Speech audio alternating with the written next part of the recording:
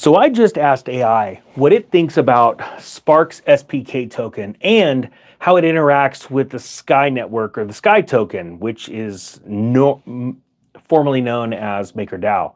It's interesting because I think we're in a really exciting point in this crypto season where you're going to get to see some projects that I think a lot of people aren't going to do enough due diligence on. They're going to try and buy and sell at a price and think they crushed it. But just like my story of buying Priceline stock at $2, and when I sold it at $3 in the year 2000, 2001, I thought I was a rock star, only to find out now that stock is like $1,800, okay?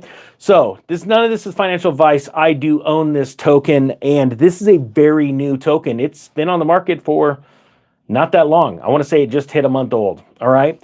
So we're gonna start in here. You may wanna take a look at that all-in chart of Spark or the SPK token on CoinMarketCap while you're listening to this, and hit the all button and take a look at how new this project is and what it is. So first, if you own SPK, do me a favor, type it down below. What is Spark? The Spark is a cross-chain, on-chain capital allocator. Now, this is what AI said, not me, okay? Incubated by the Sky ecosystem, which is formerly known as MakerDAO, which is huge. Developed by Phoenix Labs, it operates as the first SkyStar sub-DAO, managing stablecoin liquidity and deploying capital across DeFi, CeFi, and real-world assets or RWAs. Think of Spark as the commercial bank to Sky's central bank functions. Again, I want to remind you that we are on the precipice of a massive movement of understanding and knowledge where people are going to start figuring out that cryptocurrency, blockchain companies are now turning into the new banking system. And not only that, the bond market.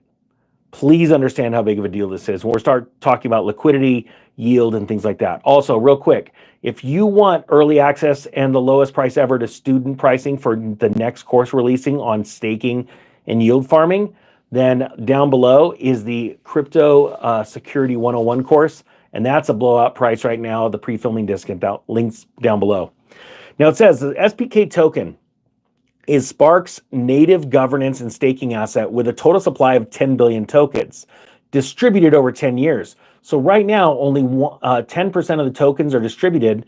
And not all of those will be distributed when you think, because some of those go to team members and also some of those go to the treasury for rewards, for yield rewards, earning based off of staking. Remember this, the next token unlock doesn't happen for close to a year from now. So the only amount of tokens that are going to be out is 10% of the entire supply of this entire network during this crypto bull run, okay? Type 1 if you understand that's a big deal. Not a lot of people do that kind of research in their due diligence, like tokenomics, token unlocks, things like that. Now, let's talk about Sky, okay, which is formerly MakerDAO and the Sky token. Sky is the rebrand and upgraded version of MakerDAO. It introduces two native tokens, USDS, which is a stabilized upgrade from DAI, which was MakerDAO's version of their stablecoin, okay? So this is an upgraded version.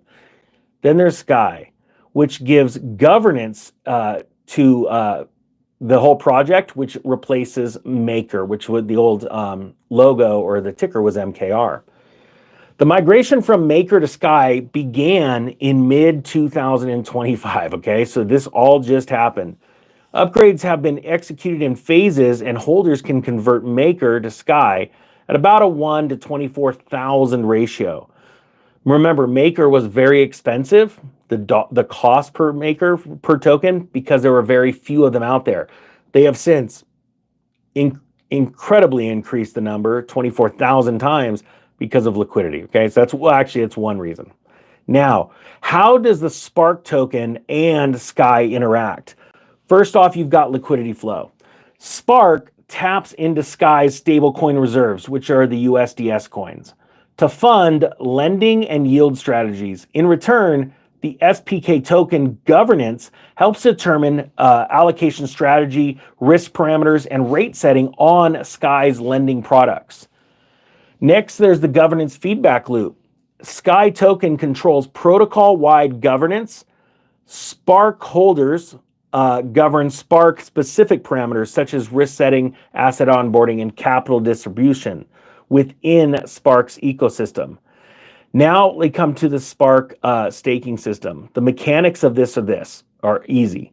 Holders stake Spark to receive Spark points and delegation rights. Sparked tokens or staked Spark tokens help secure the key infrastructure across cross-chain bridges and in the Spark liquidity layer. And I want to remind you, as more and more people lock up their Spark, there's going to be less Spark available. Remember, 10% of the total supply is currently out for this year, and it won't increase until the next token unlock between tokens to the public through Treasury and for team members. They start to begin to get their tokens.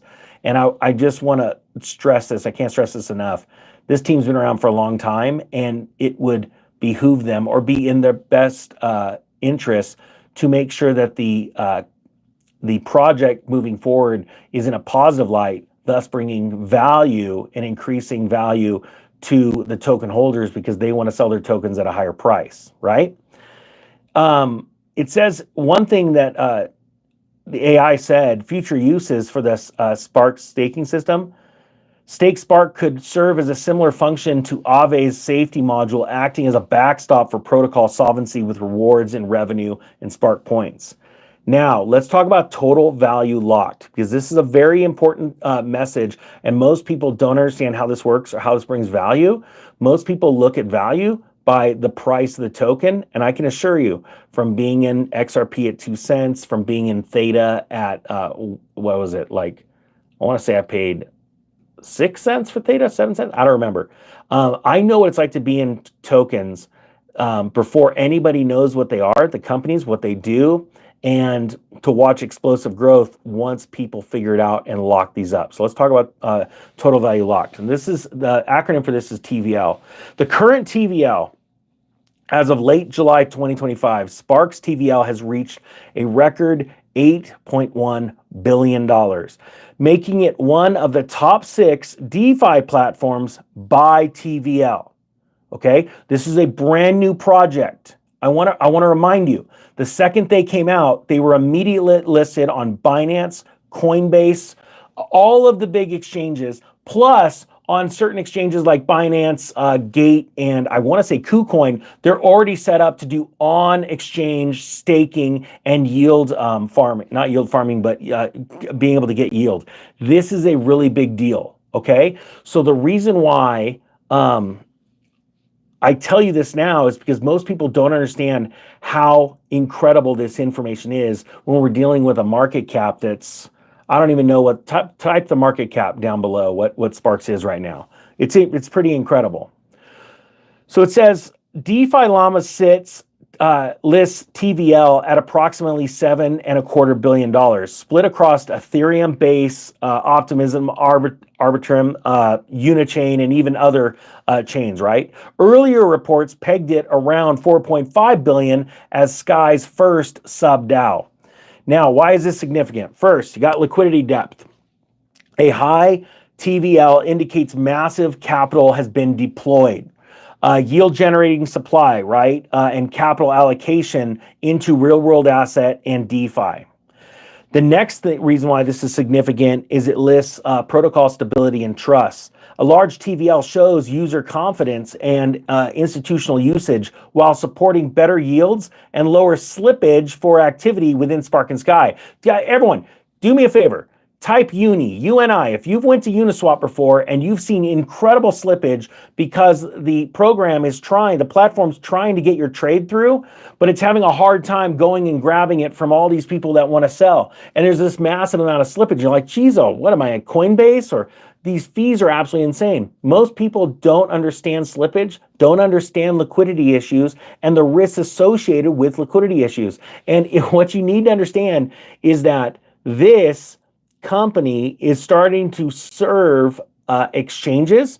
They've already got a system, or they're hooked up with Coinbase Wallet and helping that ecosystem to provide liquidity when it comes to stable coins and the movement of those stable coins.